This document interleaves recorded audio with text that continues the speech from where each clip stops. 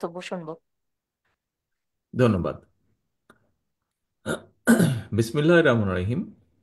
উপস্থিত সম্মানিত শ্রোতৃবৃন্দ, আসসালামু আলাইকুম। আজকের এই ব্যতিক্রম ধর্মী আয়োজনে উপস্থিত থাকার জন্য আমি আপনাদের সকলকে আন্তরিকভাবে ধন্যবাদ জানাচ্ছি। বিশেষ করে আপনাদের মাঝে আমি সম্মানিত এবং আনন্দিত বোধ করছি। আজকে আমি শুধু একজন রাজনৈতিক ব্যক্তি হিসেবেই এখানে আসিনি। আমি এসেছি এখানে একজন ভাই, বন্ধু কিংবা অভিভাবক হিসাবে আপনাদের পাশে দাঁড়ানোর প্রত্যয় নিয়ে, এবং আপনাদের প্রতিভা এবং আত্মনির্ভরশীলতা বিকাশে আমার ব্যক্তিগত রাজনৈতিক দায়বদ্ধতার জায়গা থেকে আজকে আমি আপনাদের পাশে দাঁড়ানোর চেষ্টা করেছি বা এখানে আমি উপস্থিত হয়েছি। প্রিয় ভাই বোনেরা, আমি বিশ্বাস করি আহ, দুদিন আগে আমাদের দলের পক্ষ থেকে আপনাদের এখানে যারা আয়োজন করেছেন তাদের সাথে যারা যোগাযোগ করছিলেন, কথা প্রসঙ্গে আমি তাদেরকে বলেছিলাম যে আমি দৃঢ়ভাবে বিশ্বাস করি যে আপনারা, প্রতিবন্ধী ভাই বোনেরা বা মানুষেরা, আপনারা আমাদের পরিবারের অংশ, সমাজের অংশ এবং দেশের অংশ। বাংলাদেশকে এগিয়ে নিয়ে যাওয়ার ক্ষেত্রে আমাদের সমাজ এবং অর্থনীতিকে সচল রাখার ক্ষেত্রে কিন্তু আপনাদের অসাধারণ ভূমিকা রয়েছে। আমাদের জীবন এবং সংগ্রামে আমাদেরকে শেখায় যে কর্মদক্ষতা, সক্ষমতা বা কাজের সামর্থ্য কেবল শারীরিক বা মানসিক অবস্থার মধ্যে বা মাধ্যমে কিন্তু নির্ধারিত হয় না।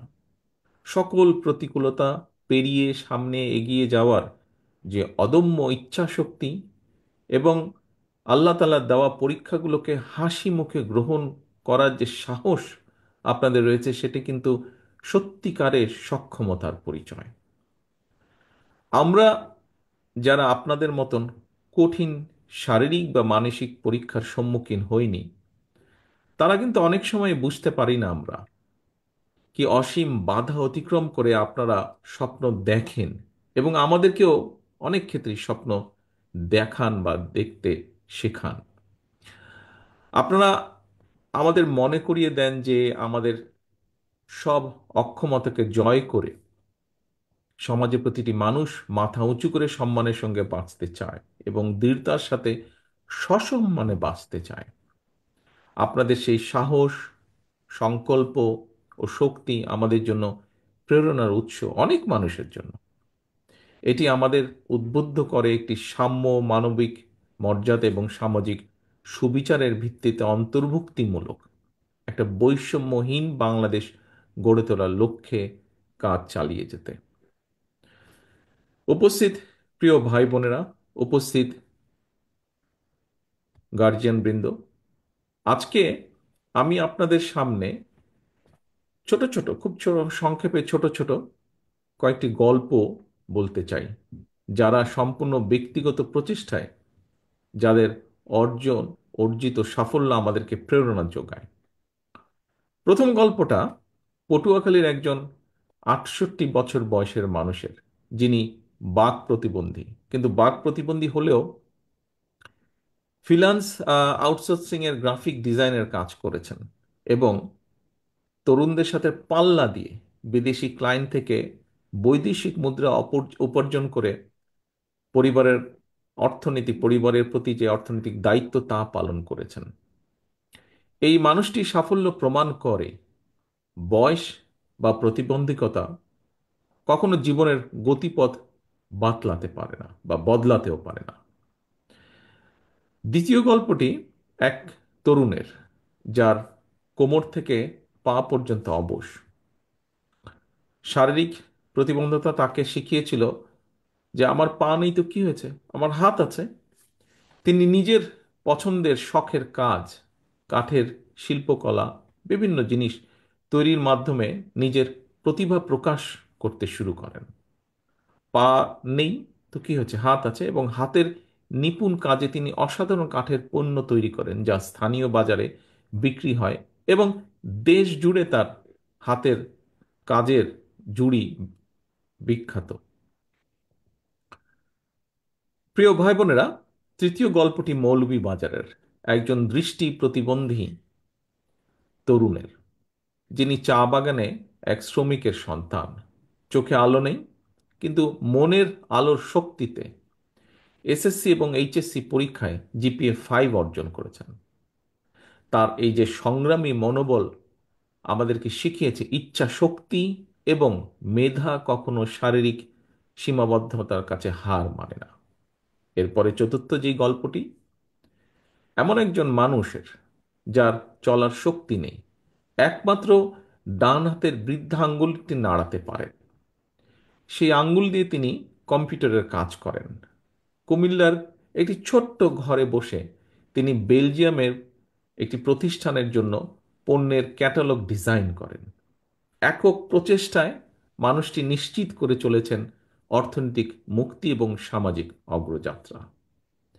এই যে চারজন ব্যক্তি আমাদেরকে দেখিয়েছেন যে প্রকৃত সক্ষমতা শরীর দিয়ে নয়, মনের জোর, ইচ্ছা শক্তি এবং কঠোর পরিশ্রম দিয়ে মাপা হয়। তাদের গল্প আমাদেরকে শিখিয়েছে বাধা শুধু একটি শব্দ, যা চেষ্টার মাধ্যমে জয় করা সম্ভব।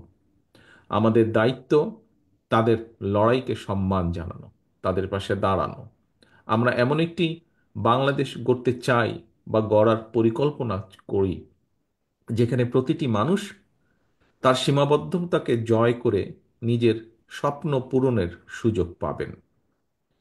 শারীরিক চ্যালেঞ্জ মোকাবেলা করেও যারা নিজ উদ্যোগে অর্থনীতিতে অবদান রাখছেন, তাদের বিজয়ের গল্প আমাদের আলোর পথ দেখায়।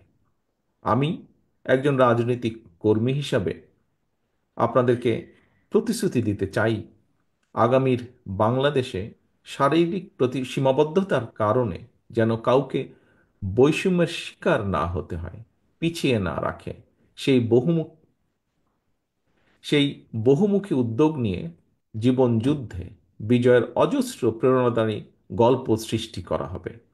একসাথে কাজ করে আমরা একটি সমাজ গড়ে তুলতে চাই, গড়ে তোলার পরিকল্পনা করি, ইচ্ছা রাখি, প্রত্যাশা রেখে, যেখানে প্রতিটি মানুষ তার পূর্ণ সম্ভাবনায় পৌঁছতে পারবে ইনশাল্লাহ। প্রিয় ভাই বোনেরা, গত 16 বছর ধরে আমরা এমন একটি বাংলাদেশে বসবাস করেছি যেখানে আমাদের প্রাপ্য নাগরিক অধিকার বা স্বাধীনতা একে একে কেড়ে নেওয়া হয়েছে।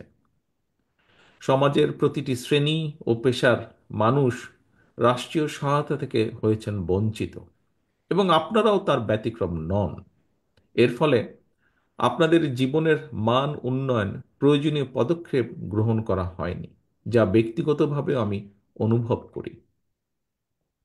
আমি আপনাদের এতটুকু বলতে চাই, আমি এবং আমার দল, একটু আগে মহাসচিব সাহেব ওনার বক্তব্যে উল্লেখ করেছেন, বাংলাদেশ জাতীয়তাবাদী দল বিএনপি জনগণের সমর্থনে রাষ্ট্র পরিচালনার দায়িত্ব পেলে আমাদের সর্বোচ্চ চেষ্টা থাকবে, আমরা সবসময় আপনাদের পাশে থাকব।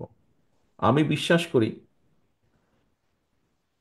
আমি বিশ্বাস করি আপনারা কেউ প্রতিবন্ধী নন, বরং আপনারা সকলে বিশেষভাবে সক্ষম নাগরিক। আপনাদের প্রত্যেকের রয়েছে অসীম সক্ষমতা। নির্বাচিত বিএনপি সরকার নিশ্চিত করার চেষ্টা করবে অবশ্যই দেশের অন্যান্য সকল নাগরিকের মতন আপনাদের নাগরিক অধিকার ও সুযোগ সুবিধা সঠিকভাবে এবং সমানভাবে পৌঁছে দেওয়ার।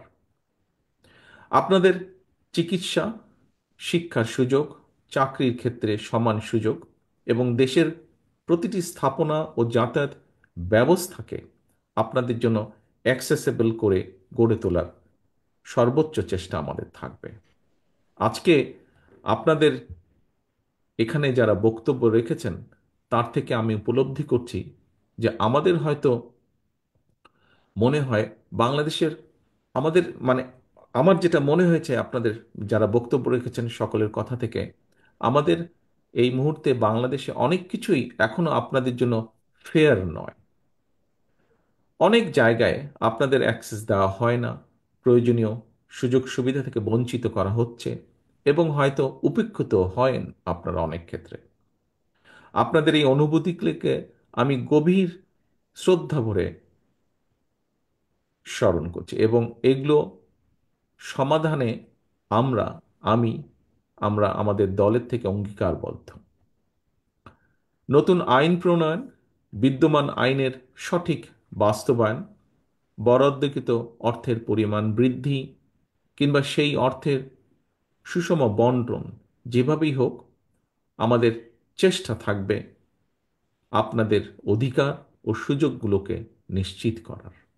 আমাদের লক্ষ্য, আগেই বলেছি, এমন একটি বাংলাদেশ গড়ে তোলা যেখানে প্রত্যেকের জন্য সমান ন্যায্যতা এবং একটি ফেয়ার শেয়ার নিশ্চিত করা।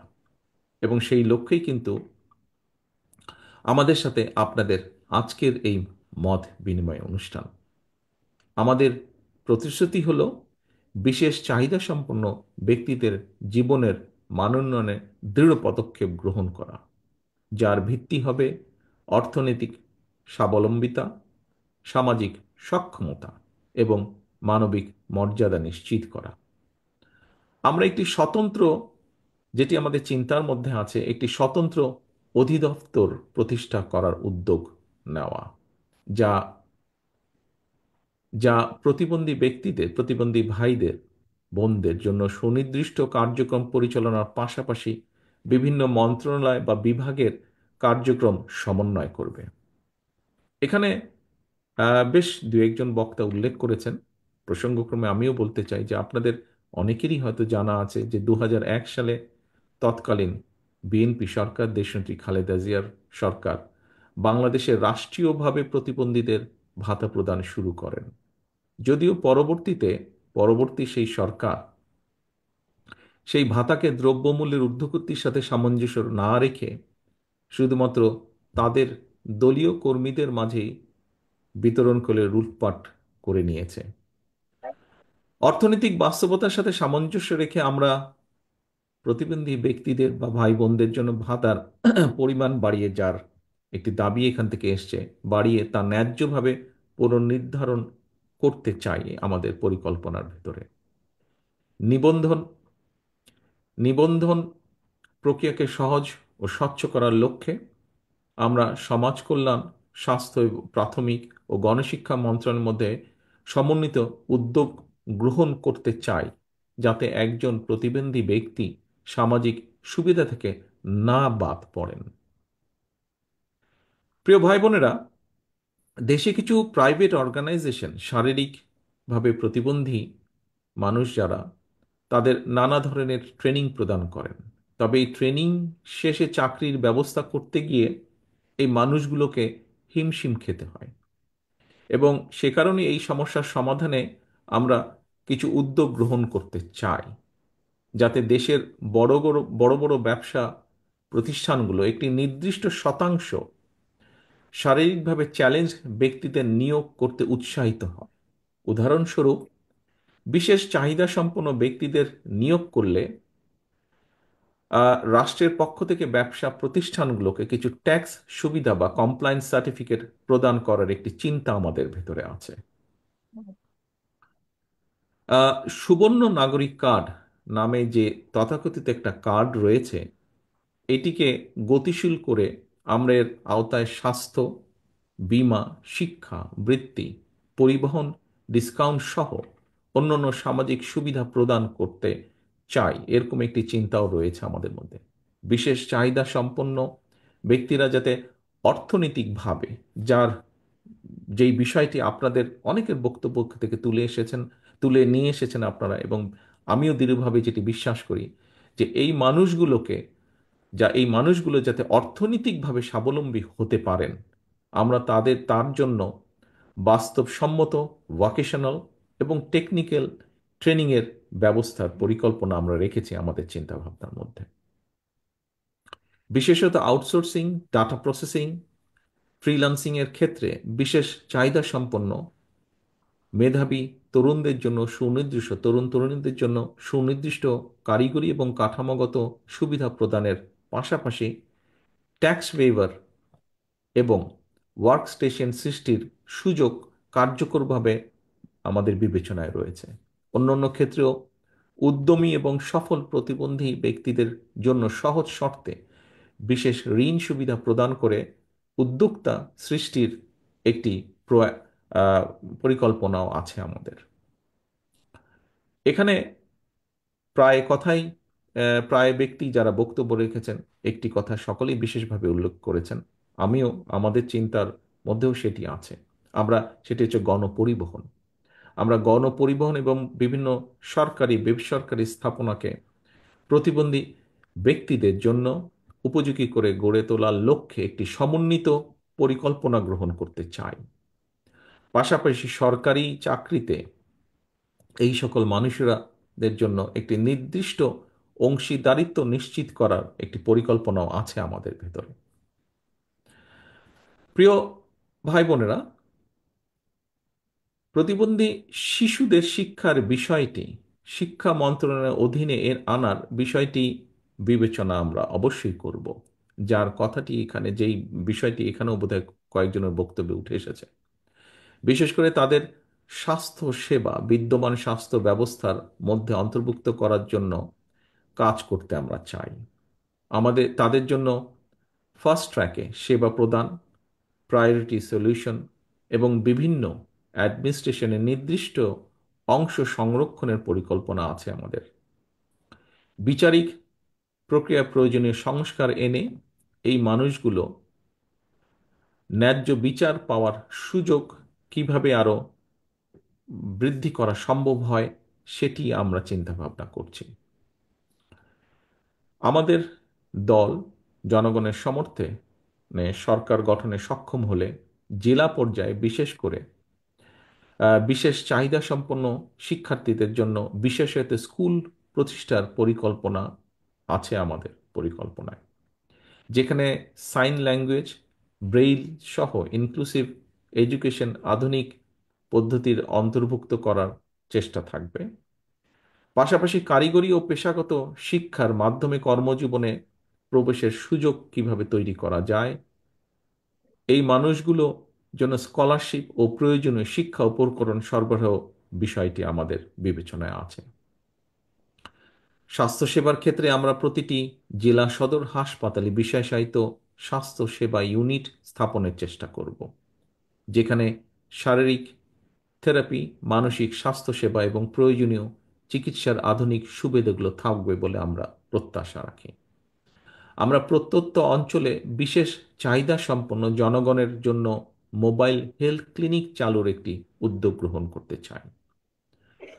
সহায়ক উপকরণ তৈরির জন্য যে বিষয়টিও এখানে উঠে এসেছে বক্তব্যে, উপকরণ তৈরির যে কারখানাগুলো সেগুলো দেশে স্থাপন করা এবং আমদানি ক্ষেত্রে যদি সম্ভব হয় অবশ্যই সেক্ষেত্রে কর মওকুফের চিন্তাটিও বা কর কমিয়ে আনা চিন্তাটিও আমাদের পরিকল্পনার ভিতরে রয়েছে। গুরুতর প্রতিবন্ধী ব্যক্তি, তাদের জন্য নিবিড় পরিচর্যার একটি বিষয় আছে, বিশেষ করে এলডারলি পার্সন যারা এই ধরনের। আমাদের অন্যতম একটা লক্ষ্য থাকবে বিশেষ চাহিদা সম্পন্ন শিশুদের সুপ্ত প্রতিভা বিকাশ নিশ্চিত করা। ড্রয়িং, আর্ট, মিউজিক, স্পোর্টস, এই সমস্ত ক্রিয়েটিভ এবং ইনোভেটিভ অ্যাক্টিভিটিস তাদের জন্মগত দক্ষতা ও শেখার আগ্রহ অনুযায়ী প্রশিক্ষণ ও স্কিল ডেভেলপমেন্ট প্রদান করা আমরা করতে চাই। আমরা প্রান্তিক থেকে কেন্দ্রীয় পর্যায় পর্যন্ত আমরা তাদের খেলাধুলার সিস্টেমেটিক ডেভেলপমেন্ট এবং টুর্নামেন্ট আয়োজনের মাধ্যমে প্যারা অলিম্পিকে ভালো ফল অর্জনের সহায়তা করা বা সহযোগিতা করার একটি পরিকল্পনা আমাদের সমষ্টিগতভাবে দলীয়ভাবে আছে, ব্যক্তিগতভাবে আমারও এটা আছে। স্পোর্টস, ডিবেট, সায়েন্স ফেয়ার সহ বহুবিধ সহশিক্ষা কার্যক্রমে সরকারি পৃষ্ঠপোষকতার পাশাপাশি প্রাইভেট স্পন্সরশিপ কিভাবে তৈরি করা যায়, সুযোগ সৃষ্টি করা যায়, সেটিও আমরা বিবেচনায় রেখেছি।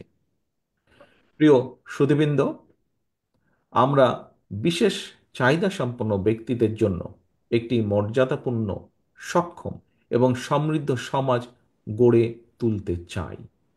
আমি ও আমার দল বিএনপি উপলব্ধি করি আমরা আপনাদের সমস্যা ও কষ্টগুলো বাস্তব এবং গভীর। আপনাদের মনে রাখতে হবে এই বাস্তবতায় আপনারা একা নন। আমরা সব সময় আপনাদের পাশে আছি, আপনাদের পাশে ছিলাম, ইনশাল্লাহ আপনাদের পাশে আমরা থাকব। কারণ আপনাদের প্রতিবন্ধকতা আমাদের সবার প্রতিবন্ধকতা।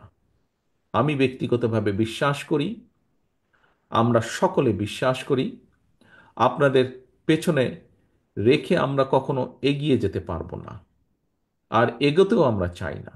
আমরা সবাই মিলে একসাথে যে গণতান্ত্রিক বাংলাদেশ গড়ে তুলব, সেটি হবে সবার জন্য ফেয়ার, সবার জন্য ইনক্লুসিভ, সবার জন্য বসবাসযোগ্য এবং সবার জন্য উপভোগ্য যেন হয়। আসুন আমরা সবাই মিলে একটি গণতান্ত্রিক বাংলাদেশ গড়ে তুলি, যার ভিত্তি হবে বৈষম্যহীন, অন্তর্ভুক্তিমূলক এবং উদার তান্ত্রিক সমাজ নির্মাণ। আপনাদের কল্যাণ এবং সাফল্য আমাদের অগ্রাধিকার। আল্লাহ হাফেজ। বাংলাদেশ জিন্দাবাদ। বাংলাদেশ জাতীয়তাবাদী দল জিন্দাবাদ।